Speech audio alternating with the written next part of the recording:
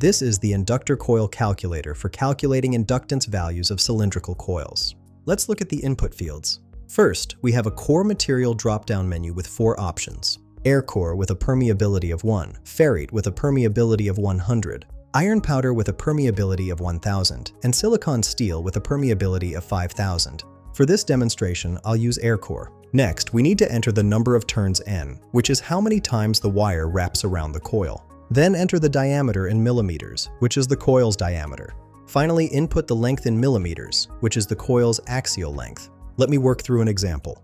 I'll enter 10 for number of turns, 10 millimeters for diameter, and 10 millimeters for length. After clicking Calculate Inductance, the results show an inductance of 17.24 microhenries, which also equals 0.0172 millihenries. These values tell you the coil's ability to store magnetic energy, with microhenries being the standard unit for small inductors, and millihenries providing a convenient alternative scale for larger values.